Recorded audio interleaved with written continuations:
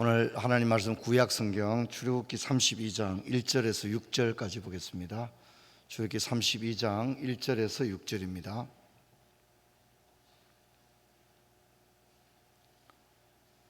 구약 성경 출애굽기 32장 1절로 6절까지의 말씀 제가 읽겠습니다.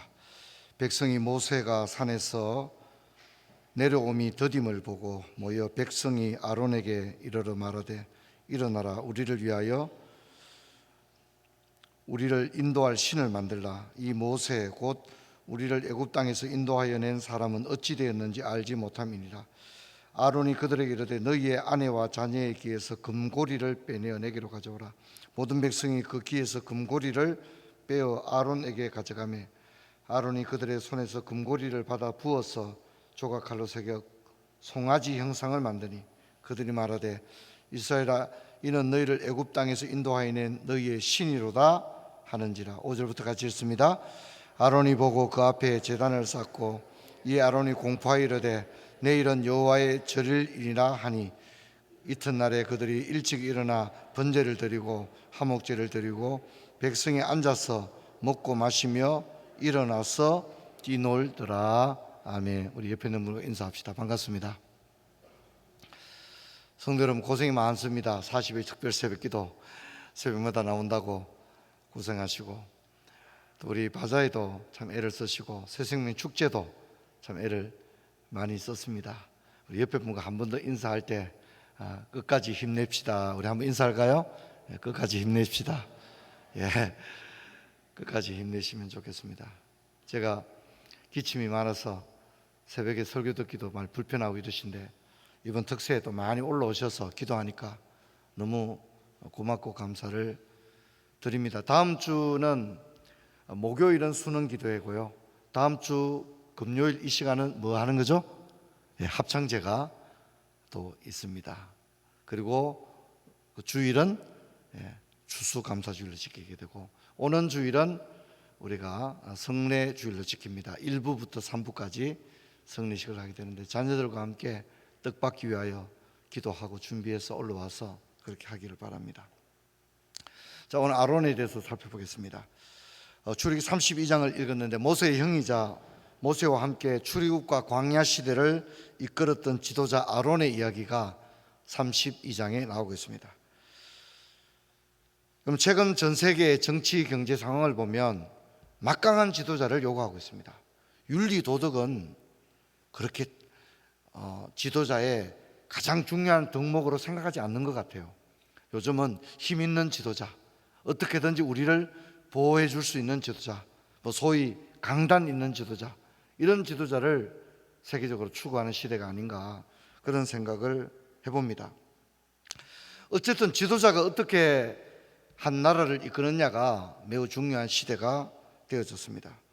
모세가 산에서 내려오지 않자 백성들은 동요합니다. 그리고 눈에 보이던 지도자 모세의 부재 현상은 백성들에게 큰 두려움과 위기를 가져왔습니다. 자녀들도 이제 부모를 처음 떠나면 걱정이 이만저만이 아니지 않습니까? 부모님 계시면 다 도와주시고 보호해 주시는데 홀로 서게 할 때 두려운 것입니다. 이스라엘 백성도 모세에 대해서 이런저런 말을 했지만 그래도 모세가 있는 게 어땠다는 거죠? 든든했다는 겁니다.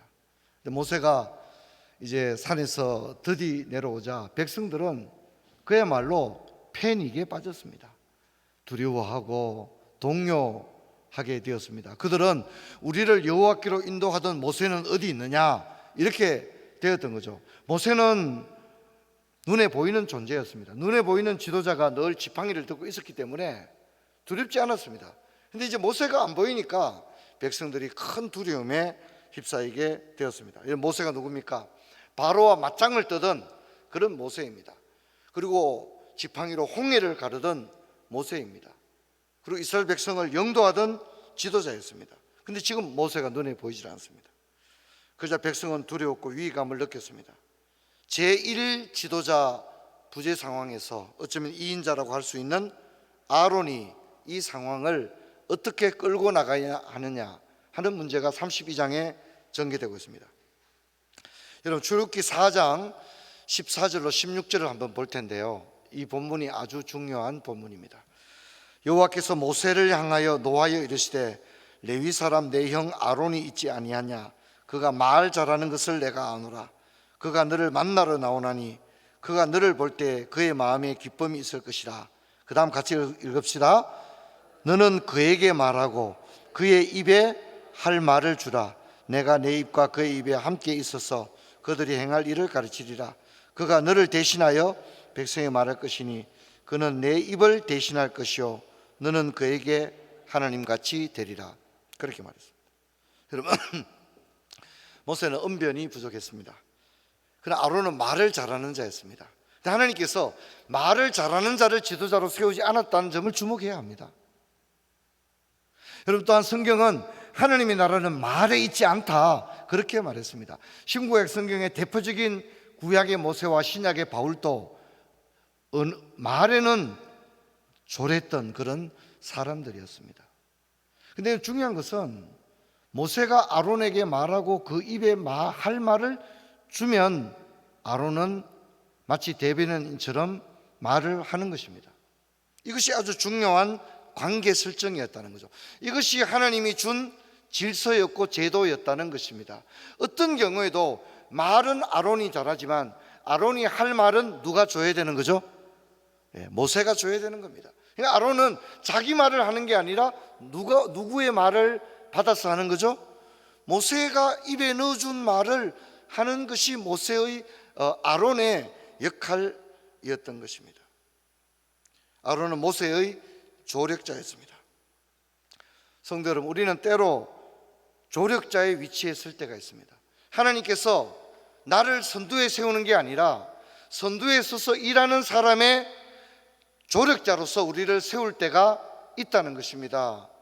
아내 된 사람들은 가정의 우두머리가 아닙니다. 가정의 머리가 아닙니다. 성경은 이 부분에 대해서 분명한 질서를 정해 놓았습니다. 남편은 아내의 머리가 된다고 분명히 이야기함으로써 여기는 논란의 여지가 없는 겁니다. 남편이 아내의 머리가 되는 것은 아내보다 더 탁월하다고 생각할 필요는 없습니다. 아내가 훨씬 더 지혜롭고 탁월할 수가 있습니다.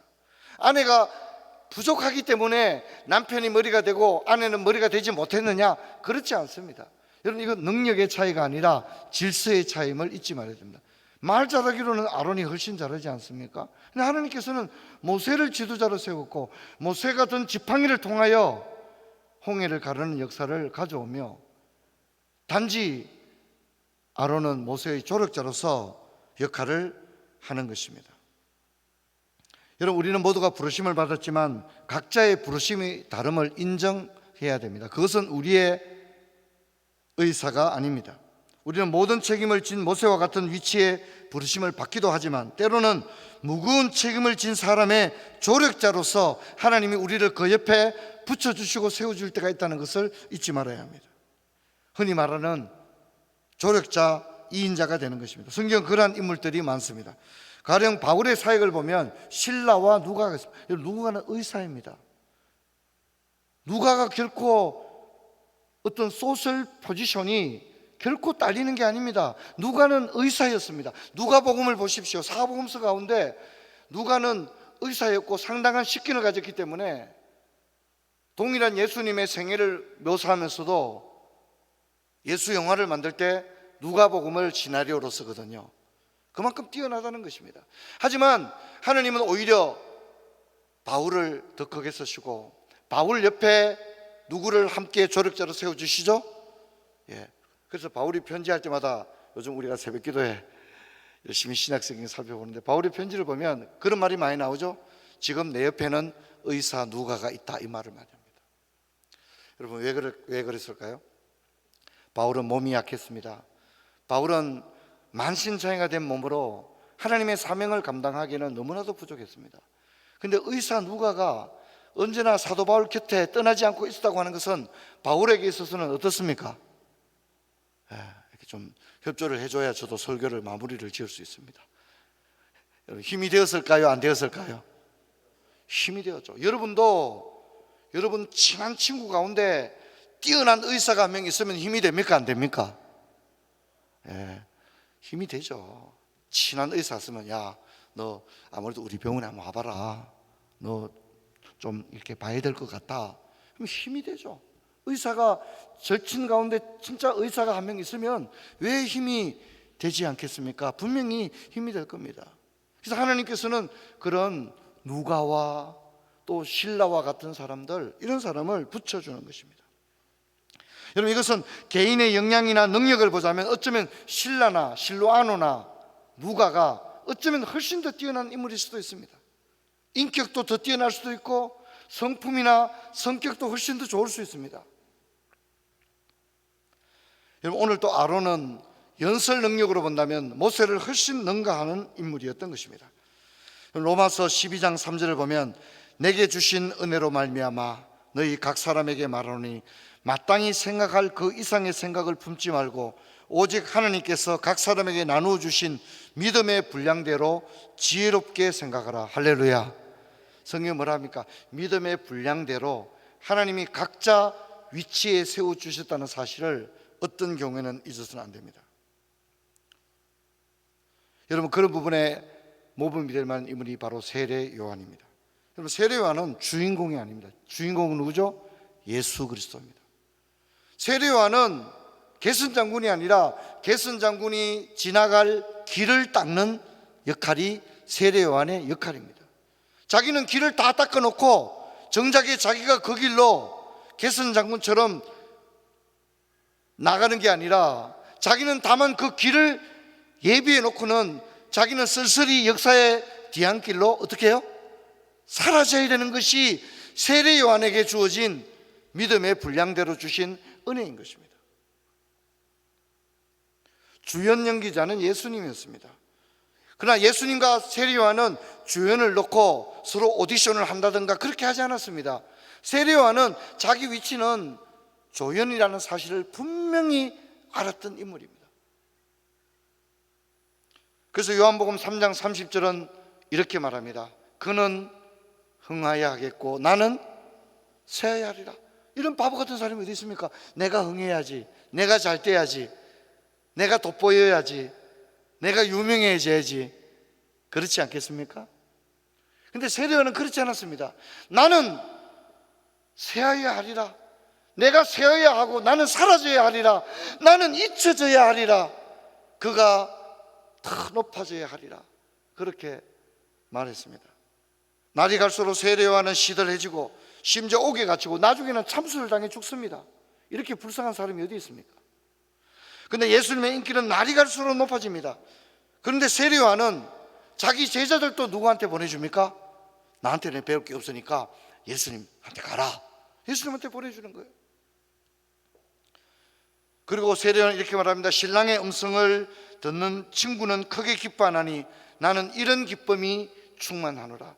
여러분, 저와 여러분도 이런 기쁨이 충만하게 되기를 주의 이름 축원합니다. 내 자리가 가장 아름다운 거죠. 하나님이 세워준 그 자리가, 그 자리에서 내가 하나님의 사명을 감당할 때 그것이 나의 큰 기쁨이 되어야 하는 것입니다. 그는 더군다나 장차 오실 분은 나는 그분의 신발끈도 못 풀겠다, 그렇게 고백하고 있는 겁니다. 얼마나 아름다운 고백입니까? 사랑하는 성도 여러분, 우리 모두가 다 각기 다른 부르심을 받은 겁니다. 그럴 때 여러분, 하나님께서 주신 그 자리에서 아름답게 또 섬기면서 그것이 오늘 세례 요한의 고백처럼 기쁨이 되기를 주의 이름으로 축원합니다. 할렐루야. 다른 사람을 높여줄 수 있는 것, 그것이 훨씬 더 아름다운 것입니다. 성경은 말하기를 섬기는 자가 더 큰 자가 될 것이다, 그렇게 이야기를 하고 있습니다.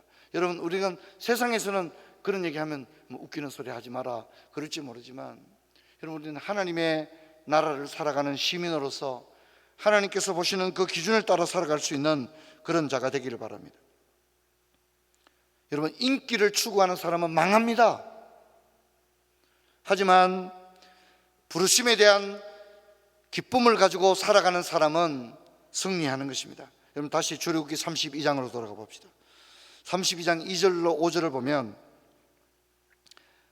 32장 2절로 5절 제가 읽겠습니다. 아론이 그들에게 이르되 너희의 아내와 자녀의 귀에서 금고리를 빼내어 내게로 가져오라. 모든 백성이 그 귀에서 금고리를 빼내 아론에게 가져오매 아론이 그들의 손에서 금고리를 받아 부어서 조각칼로 새겨 송아지 형상을 만드니 그들이 말하되 이스라엘아 이는 너희를 애굽 땅에서 인도하여 낸 너희의 신이로다 하는지라. 아론이 보고 그 앞에 제단을 쌓고 이에 아론이 뭐라고 말하죠? 공포하여 이르되 내일은 여호와의 절일이라 하니라. 아멘. 중요한 건 이것은 결코 모세가 아론의 입에 넣어준 말이 어떻게 해요? 아니라는 점입니다. 중요한 것은 여러분, 아론은 자기가 말을 할 수 있는 사람이 아니라 모세가 아론의 입에 말을 넣어줄 때만이 말할 수 있는 사람인 것입니다. 그런데 지금 2절부터 5절은 모세가 아론의 입에 넣어준 말이 어떻게 해요? 아니라는 점이 중요한 것입니다. 여러분, 아론은 할 말이 있을 수는 있어요. 나로서는 최선을 다했다 이럴 수 있겠죠. 그렇지 않습니까? 나로서는 최선을 다했다. 여러분, 그러나 모세의 그 노력은 결국은 뭡니까? 금송아지 그 이상도 이하도 아닌 결과를 가져온 것입니다. 여러분, 우리가 자칫 잘못하면 나의 모든 신앙생활과 교회에서의 모든 사역이 자칫 잘못하면요 어떻게 될 수 있다고요? 금송아지가 될 수 있다는 사실을 잊어서는 안 됩니다. 여러분, 우리가 누가 신앙생활 하면서 누가 금송아지를 하려고 하겠습니까? 하나님 말씀대로 살기를 원하지. 하지만 우리는 이 본문 앞에서 두려워해야 됩니다. 자칫 잘못하면 우리가 내 모든 신앙생활이 금송아지가 될 수 있습니다. 구약의 유명한 학자인 카이저는 이 본문을 주의하면서 때때로 아론처럼 매우 거룩한 사람도 금송아지가 될 수 있다고 말을 했습니다. 여러분, 아론이 얼마나 모세와 함께 충직하게 사명을 감당했습니까? 아론이 엉뚱한 사람이 아닙니다. 아론이 이상한 사람이 아니에요. 하지만 이 카이저의 말처럼 때로는 아론처럼 거룩한 사람도 어떻게 될 수 있다고요? 그 결과가 금송아지가 될 수 있다고 하는 사실을 오늘 우리는 이 밤에 잊지를 말아야 합니다. 여러분, 우리가 이번 새벽에 살펴보는 가운데 베드로전서 1장 17절 말씀이 저는 참 특별한 마음으로 다가왔습니다. 우리 같이 한번, 새벽에도 봤지만 한번 같이 한번 읽어봅시다. 시작. 나그네로 있을 때 두려움으로 지내라. 그렇게 말합니다. 나그네로 있을 때 두려움으로 지내라. 이 말은 참 우리에게 많은 도전을 안겨줍니다. 오늘 또 이제 신방을 가서 개업 예배하는데 말씀을 전하면서 그렇습니다. 어떤 분야에서 10년 이상 일하면 어느 정도는 베테랑이거든요. 그렇지 않습니까? 그래서 제가 부탁을 했어요. 이 분야에 얼마나 자신이 있겠냐, 그러니 개업도 하지 않았겠나. 그러나 늘 하나님 앞에 두려운 마음을 가지고 살아야 돼요. 이 분야에 눈 감고도 할 수 있을 거다, 아마 그 정도 되면. 그러니까 개업을 한 거 아니겠느냐. 하지만 두렵고 떨리는 마음으로 늘 살아가기를 바란다. 할렐루야. 제가 그렇게 권면하고 왔습니다. 우리 모두 다 마찬가지입니다. 저도 목회한 지 30년이 넘어갑니다. 이 교회를 개척한 지 28년이 지났습니다. 하지만 제가 생각할 때 진짜 단 하루도 하나님의 은혜 없이는 목회를 도저히 할 수 없다는 사실을 저는 더욱더 절감하게 되죠. 우리 모두도 마찬가지입니다. 신앙생활 하루 이틀 한 게 아닙니다. 하지만 여러분, 우리는 근신하여 깨어 있어야 될 줄로 믿습니다. 두렵고 떨림으로 늘 깨어서 기도하고 하나님 말씀 안에 살아가지 않으면 마귀는 우는 사자처럼 우리를 삼키려 하는, 성경에 어떤 사람이 넘어진다고 했죠? 섰다고 생각하는 자는 넘어질까 조심하라고 했습니다. 딴 사람이 넘어지는 게 아닙니다. 내가 부족하다고 생각하는 사람은 늘 두려워합니다. 근신합니다. 그렇죠? 나는 부족해. 그리 기도해야 되고, 내가 부족하니까 더 조심하고, 그렇게 합니다. 운전도 부족하다고 생각되면 조심합니다. 그렇지 않습니까? 어떤 사람이 넘어집니까? 아이고, 내가 뭐 넘어지겠습니까? 내가 뭐 이 분야에 하루 이틀 일하는 것도 아닌데. 그런 사람이 넘어지는 거예요. 마귀는 그런 사람을 공격하는 겁니다. 새신자는 알고 보면 시험 들 것도 별로 없어요. 뭐 아는 게 있어야 시험 들 거 아닙니까? 근데 여러분, 직분 맡고 장로가 되고 목사가 되고 권사가 되면 여러분, 마귀는 진짜 집중적으로 공격하는 겁니다. 왜냐하면 우리가 넘어지기 쉽기 때문입니다. 할렐루야. 잊지 말아야 합니다. 그래서 우리는 거신하게 깨야 됩니다. 기다리고 참고 인내하고 견뎌내야 합니다. 그러면 무너지고 마는 것입니다. 그래서 우리는 오늘 우리 아론을 바라보면서 아론이 잘했습니다. 사실 아론의 흠이 성경에 별로 나오지 않습니다. 모세가 아론 때문에 막 스트레스 받다 이런 말 잘 안 나옵니다. 근데 결정적으로 오늘 32장에 아론이 뭐 나쁜 마음을 가진 게 아닙니다. 어쩌면 자기 나름대로 뭐 최선을 다하려고 했을 수도 있습니다. 하지만 아론이 이 본문 속에 악의를 찾아보기는 어렵거든요. 이제 모세의 시대 끝났다, 이제 아론이 내가 하겠다, 이것도 아니에요.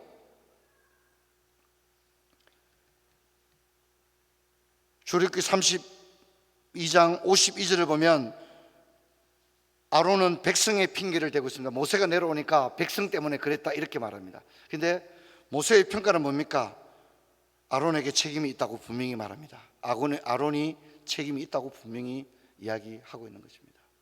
어쩌면 아론의 평생의 그 사역과 헌신이 하루아침에 금송아지라고 하는 그것으로 귀결되는 안타까운 순간인 것입니다. 여러분, 우리가 교회 섬길 때 열심히 합니다. 애를 씁니다. 하지만 늘 두려움으로 오늘 또 내게 주어진 사명 감당하며 나갈 수 있는 그런 은혜가 있기를 주의 이름 축원합니다. 성찬식을 앞두고 있으면 모두가 기도로 준비해야 됩니다. 성찬 수종 드는 분들도 기도로 다 준비를 해야 됩니다. 예전에는 그런 거 말하지 않아도 너무 당연한 것이었죠. 그렇지 않습니까? 너무 당연한 것이었고 기도로 준비하지 않으면 성찬 수종도 제외를 시켰습니다.